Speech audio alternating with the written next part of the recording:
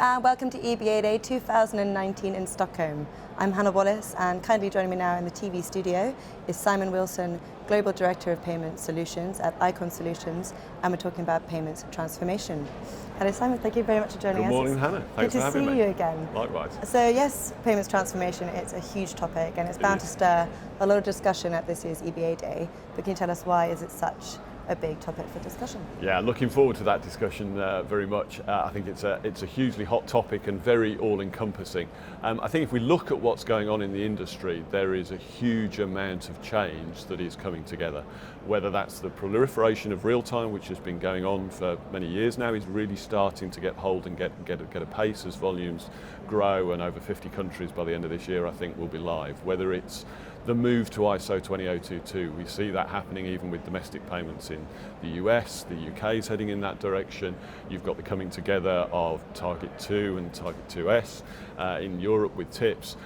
That drives a lot of real thinking that the banks have to do around A, how do you go about doing that, and B, how can you leverage the advantages of things like that? There's the regulation, there's open banking, whether it's regulated or unregulated, and there's all the competition that is really coming in. And ultimately in the payment space, we just see the volumes forecast to go up hugely. And that puts a lot of pressure on banks. You look at the UK and it's the government and parliament themselves that are putting the banks under scrutiny for the resilience of their systems when payment volumes are going up. We're working with a bank ourselves whose volumes are growing substantially. They're planning to move from an average transaction per second rate across their estate of 60 to one of between 300 and 400.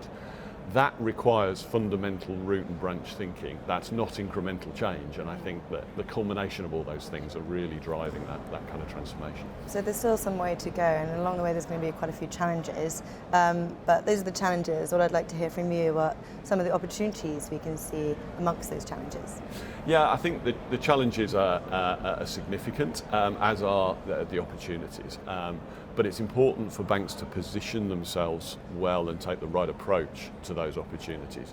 I think there's opportunities ultimately to bring costs down significantly. That bank I was talking about, whilst the volumes are going to be exponentially expanding, actually their total cost of ownership they're looking to halve. So doing those two things at the same time is a challenge, but also a huge opportunity when bank margins and general return on equity haven't really bounced back, particularly in Europe, since the crash 10 years ago. So I think there's a fundamental opportunity for banks to improve, but also if they take the right approach, the opportunity is to serve the customer much better in this new ecosystem, in this new way of doing things.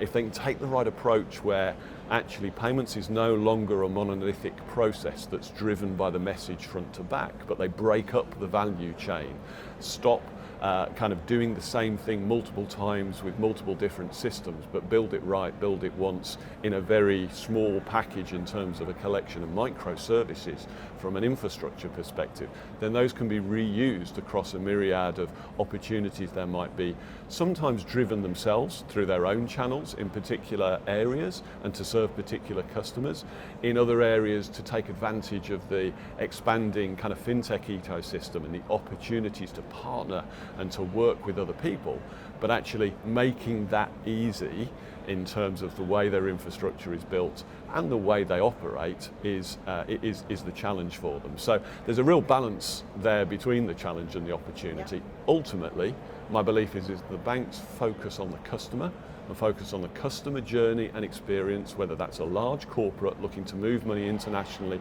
much quicker with greater insight into their cash flow to really maximize that cash and their liquidity position, or whether that's a consumer who just needs a reminder to pay a bill that's about to be late and the bank knows that it goes out every month and it hasn't gone out yet, which happened to me the other day. Get a warning when it's a fraud message, but not when it's a you might have forgotten to pay something message. Yeah. If they can really put themselves in the position of the customer and get out of the loop of focusing just on the internals and those challenges, then there's huge opportunities there. All right, that's really interesting. So it's not mission impossible then, but how do banks know whether they're sticking on the right path to success, as it were? Yeah, and I think that's it's a tricky question, and one we've kind of asked and looked at with the customers that we work with, and there is a real lack of hard data and understanding out there of what this path of transformation looks like. And we're just embarking, results out, a few spoilers coming, but results out in September in full on some research with EBAday around how banks are approaching transformation. And what's clear is there is no ubiquitous approach across banks. There are different ways, it's a different priority. Perhaps the most interesting fact that we've seen so far is that those banks that are focusing on pushing the boundaries and transforming are also the ones who are making the most money out of payments and actually retaining a level of profitability there that those who are not making the effort to transform are shrinking. Now, there's a chicken and an egg there. If you're making money, you can afford to transform. My view is banks can't afford not to transform. So you have to treat it as a priority, you have to focus on the customer, and you have to look at the long-term journey. This isn't a short, big bang transformation. You've got a whole host of legacy there in your infrastructure, and you've got to work across the boundaries of the bank in a really agile fashion. You've got to leverage new technology, whether that's cloud native capability to help bring down the costs and allow you to invest, whether that's open source technology, which is much more transparent and easier to control. And it's the way in which banks kind of work with partners and things as well that is absolutely essential. Both internally, we still see too much division between the business and what they want and IT and a gap in between that's not being brought together.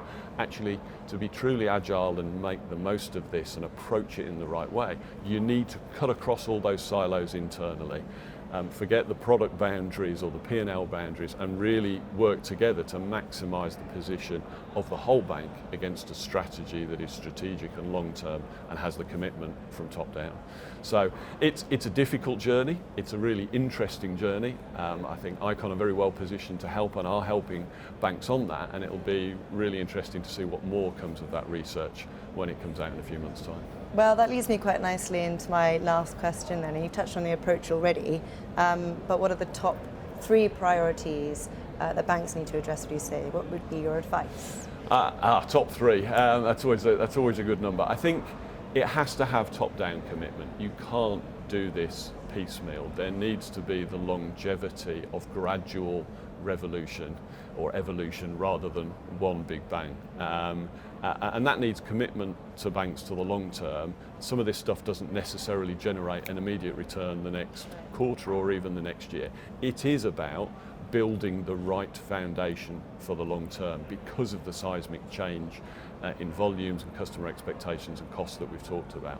So I think that would be number 1. Number 2, I'd just go back to focus on the customer. Look at your customer's journey, look at what they want, and really follow that through. And number 3 is probably pick the right partners in terms of the way you work in them, because you cannot do it all internally. Those banks that are not open, whether that's open APIs or open in their approach to customers in the marketplace, will not, I believe, end up winning. So look at the way you're partnering, look at the way you are using new technology and new methods to progress, because there's a lot of new ways of doing things. Be open to change to drive that long-term transformation. Well, Simon, some very good advice there. Thank you. I'll let you get back to the event, but thank you, as always, it's been a pleasure. Thank you, Hannah.